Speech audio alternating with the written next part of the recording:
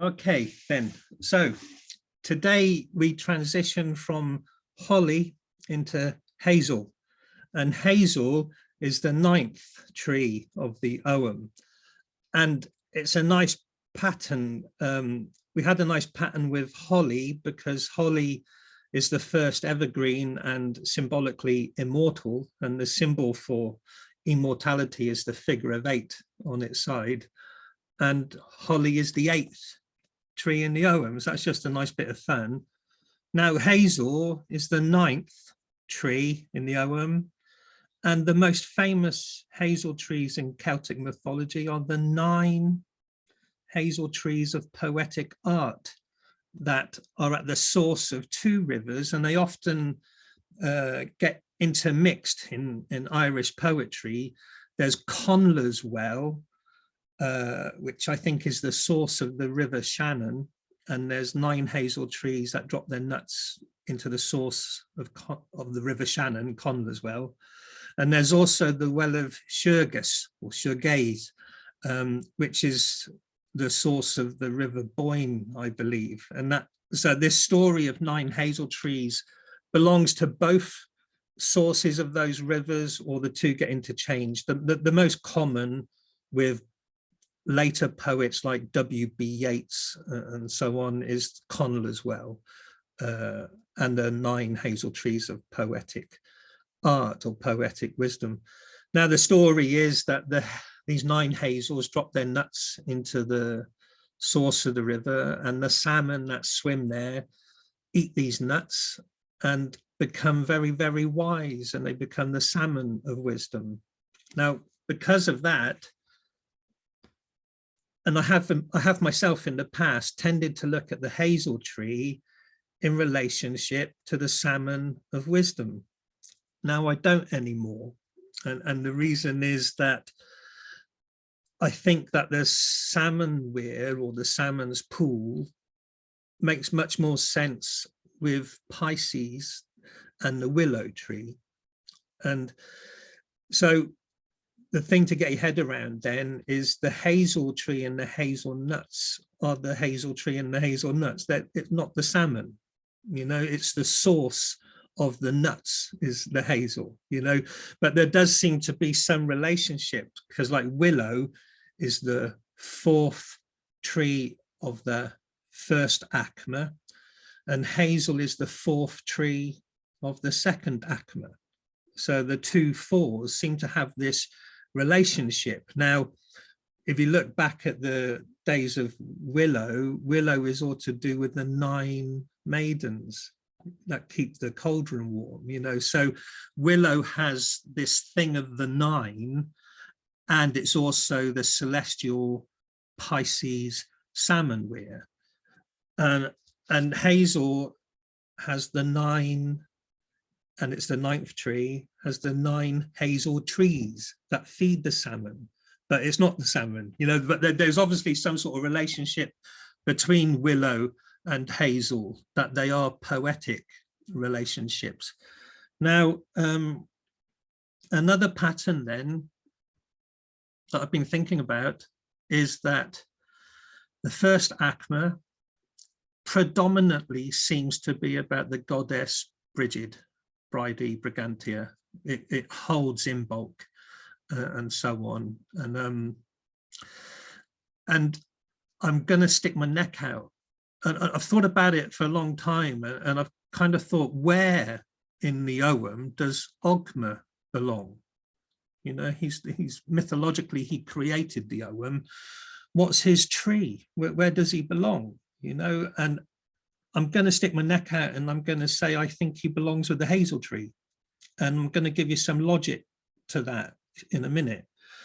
But interestingly, and Irish sources do differ, there are contradictory sources, but simplistically, one source says that the triple Brigid, the 3 sisters Brigid, are the daughters of Dagda.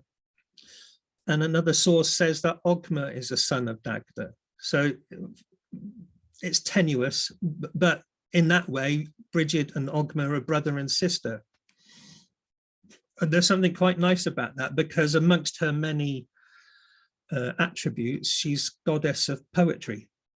And here's her sibling, God, who creates a writing system, you know, and his prototype in ancient Gaul, Ogmius, was the god of eloquence and beautiful speaking and stuff. So there is this kind of poetic relationship between them both.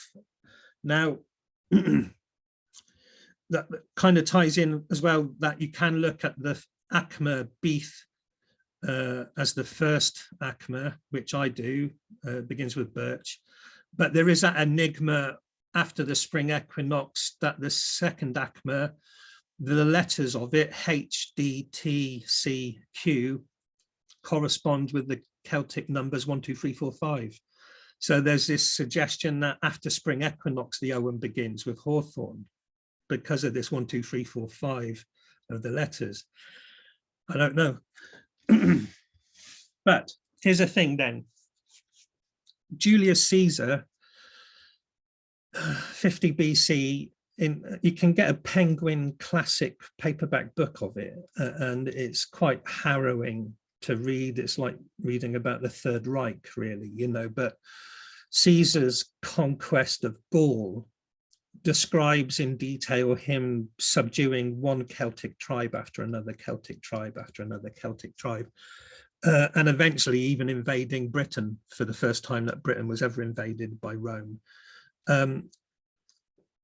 But as much as it's a harrowing read, he does tell us bits and pieces. And one of the things he states, he lists different Roman gods and goddesses, and says that the Celts or the Gauls believe in Mercury, they believe in Minerva, they believe in Apollo. Of course, they didn't have those names, but Julius Caesar was writing for a Roman audience, so he was just using Roman names. So he was implying that there's a Celtic equivalent of Apollo, there's a Celtic equivalent of Minerva, and so on. And here's one of the enigmatic things then, is he says the god they prize above all others is Mercury.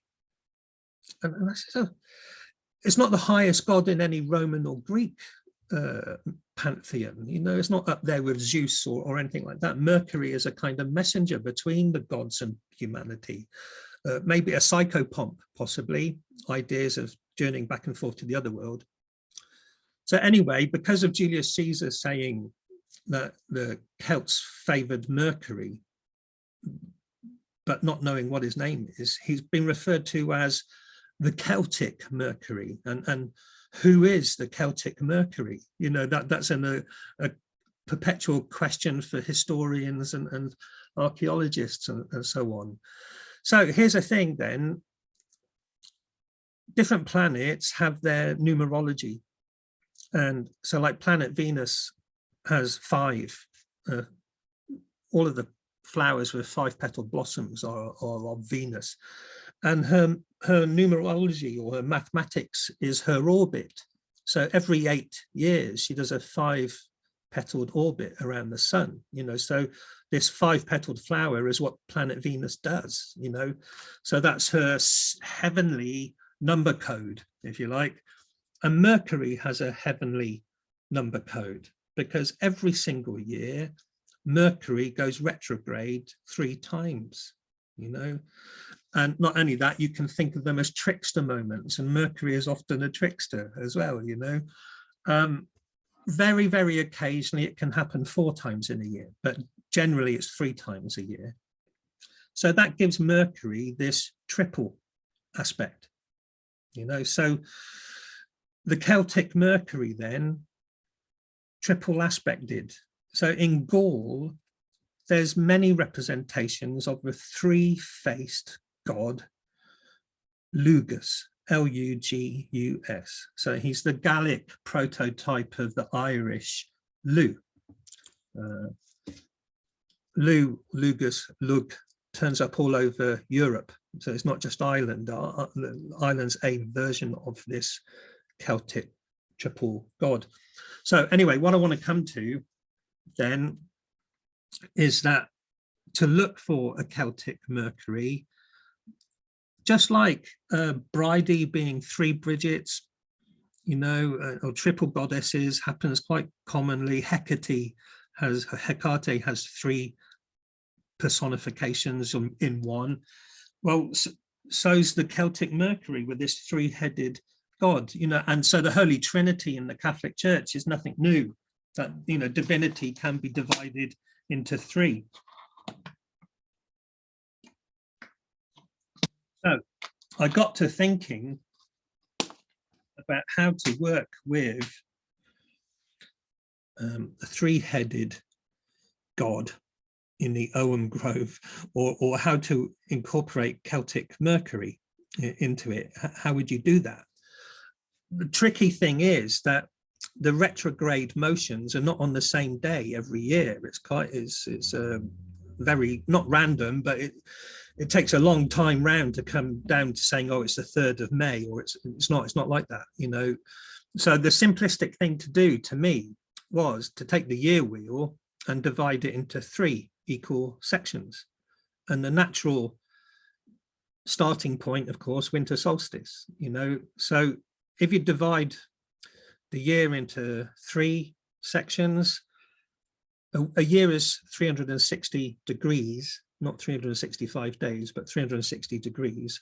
So each section is going to be 120 degrees, or 4 zodiac signs, you know, however you want to do it. But that would give you 3 windows of opportunity in the whole year.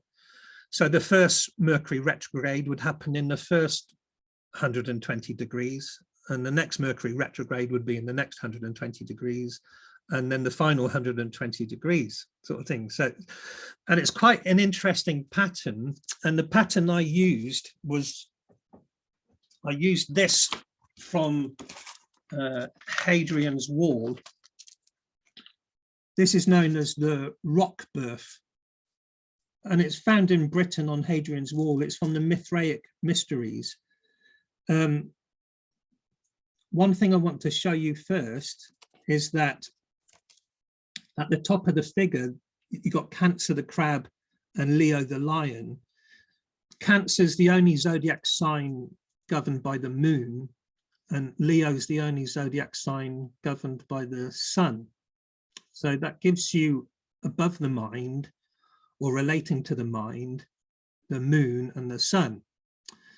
Now, back in those days, there was just 7 planets, 5 and the sun and the moon, that were visible. They didn't have Neptune or Uranus or Pluto. So the way they divided the planets they did have around the zodiac is that at Gemini and at Virgo, they gave to Mercury, and Taurus and Libra were given to Venus, and they worked their way that way. So there were 2 signs for Saturn, 2 for Jupiter, 2 for Mars, 2 for Venus, 2 for Mercury, and the sun and the moon. So it kind of gave you a basic chakra system. Okay, so what that also does, I'll show you this. If you imagine that figure turning to that way, was that to, I can't tell from here, to the right. If you turn him to the right, I'll show you the next picture. Oh, not yet. Look at this. So in his right hand, he's holding a sword, okay? And he's pointing to the space between Gemini and Cancer, okay? The space between Gemini and Cancer is the summer solstice. So it's specifically pointing at the summer solstice. And on this side, he's got a torch between Leo and Virgo. And that's because the energy is rising in the spring to the summer, and then it's descending back down, and you need the torch to go down, descending into the darkness and the mysteries. But both the sword, Gemini, and the torch, Virgo, are Mercury. They both belong to the sign of Mercury. Okay, it's Mercury that communicates between the sun and the moon and everything else. It's the closest planet to the sun. So this is the figure turned round. Now, where he was pointing with his sword to summer solstice, it's the back of the neck. Okay, and it makes winter solstice down here at the loins. Okay.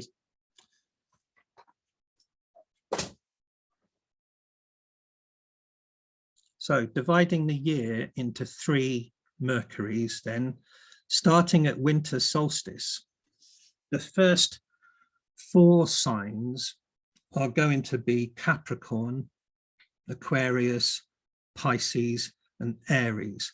That's the rising, or you could consider it the young Mercury, you know? So that's Lugh. Lugh is the young king, the young Mercury rising past spring equinox into Aries. That's the first 120 degrees. And the next lot of 120 degrees would be the mature Mercury, which I'm going to say is Oghma. And that's going to go from Taurus, Gemini, Cancer, and Leo. So it gives you those 4 signs. The old Mercury is Dagda, and I'll justify this in a minute. His 4 zodiac signs are going to be Virgo, Libra, Scorpio, Sagittarius, you know. So each aspect of the Celtic Mercury has 4 zodiac signs, starting at winter solstice. Now, Lugh is always in Ireland. Lugh is a young king, brilliant at all things, and perfect for that kind of youthful, can do anything kind of energy of rising into spring equinox. It's got that youthful vitality. And then starting at Taurus, Oghma is the mature Celtic Mercury. And then Dagda is the old man who gets older and older and then finally gets into Saturn and dies at winter solstice to be reborn as Lugh again. So it's just a way of dividing the year into 3. Now, all of this is my own invention, okay? I looked at the Irish story of the Second Battle of Moytura, and after the battle, Lugh, Ogma, and Dagda work together as a trio, and they go and rescue the Dagda's harp and stuff. And it was just niggling me that they're all one, really. That they're aspects. It's like mother, maiden, mother, grandmother. They're all aspects of the one. It's just the Celtic Mercury thing. Now, here's the thing: they've all got tree magic. But before I come to that, Mercury himself, then, Mercury gods are all to do with magic and wisdom, but also writing, you know. So the Norse Mercury is Odin. You know, Odin gets the runes from the world tree stuff. Classical Mercury wizard gods of writing are Hermes and Thoth in Egypt. You know, they're all gods of writing. And what does Oghma do? Oghma invents a writing system based on trees. You know, it fits so well. More than that, as Ogmius, he's depicted like Hercules, complete with club and lion skin, that this lion skin was a motif of Ogmius. Now, if you divide the year into 3, like I did, the section that belongs to Oghma incorporates Leo the lion as well as both Mercuries, you know, as Gemini, and it finishes at the very, very important Leo Virgo cusp, you know. Virgo, so that there again as well, we'll come to that when we come to it. But so Gemini, you could think of as a 3-faced Celtic god or Celtic Mercury. And Virgo is a same, it's Mercury. So it's the great queen of the heavens threefold. So that's hence Hecate holding torches to help initiates descend into the underworld, because Virgo is threefold, and the great goddess is triple aspected because it's Mercury governed as well. Now, I was thinking that was all in my own head. And then I did a bit of research, and Lugh-Ogma-Dagda are a trio in another story. There's a story called The Wooing of Etain. It was an Irish goddess of love, Etain. And in it, Lugh-Ogma-Dagda are actually referred to, and I might not pronounce it properly, as the Three Gods of Danu. That's translated as the where is it? Sometimes it's translated as the three gods of skill, but that seems to relate to another trinity of gods. One's a metal worker, one's a carpenter and stuff. But it also can just mean the three gods of Dana, as in the Duafa de Danan. So the Three Gods of Danu are Lugh-Ogma-Dagda, 3 in 1. That's there in the story called The Wooing of Etain. So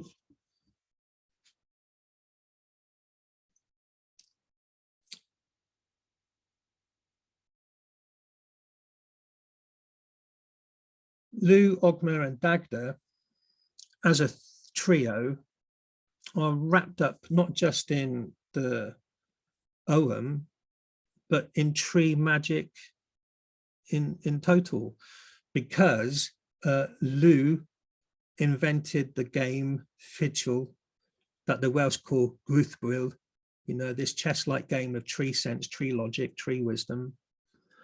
So you can say that the young Celtic Mercury invented the game of tree wisdom.